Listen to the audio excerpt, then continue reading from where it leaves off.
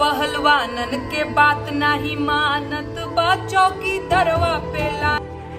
जनता की आवाज़ में आप सभी दोस्तों का स्वागत है। नेहा सिंह राठौर फिर सरकार को शिकंज कसते हुए सरकार को बता दी है कि सरकार कितनी निकम्मी है। मोदी सरकार जो पहलवानों के हित में जो काम नहीं हो रही है, इसके कारण मोदी सरकार अपने गाने के माध्यम से शिकंज कसा है। तो आइए फिर आप सभी को नेहा सिंह के माध्यम से आप सभी को गाना सुनवाते हैं। जो पहलवानों को जो अभी तक इंसाफ नहीं मिला, उस बारे पर नेहा सिंह ने अपनी पूरी विकल्प दी है और गाना के माध्यम से सरकार को शिकंज कसते हुए नज़र आ रही है। तो आइए आप सभी दोस्तों को नेहा सिंह के माध्यम से गाना को हम सुनवाते हैं और अच्छा लगे तो मेरी वीडियो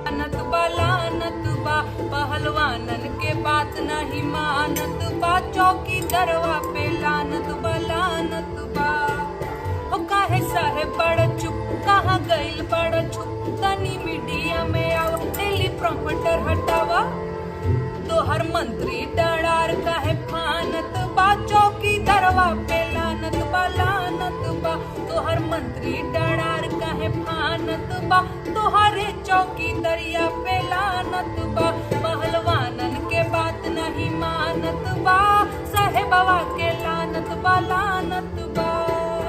कैला 14 के तैयारी, कैला बन के भिखारी, देखे नेहरू जी के गाड़ी, खत्म कैला बेरोजगारी।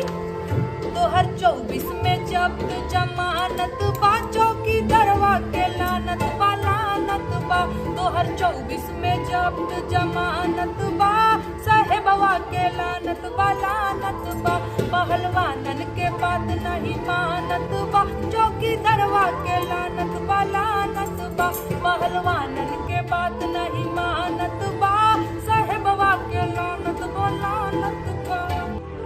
हाँ जी दोस्तों, नेहा सिंह का यह सबसे सुपर हिट गाना रहा। अगर वीडियो अच्छा लगे तो मेरे चैनल को लाइक और सब्सक्राइब जरूर कर दीजिएगा, क्योंकि इससे बेटर अभी नेहा सिंह राठौर कभी गाना ही नहीं गाई थी। सुपर गाना है।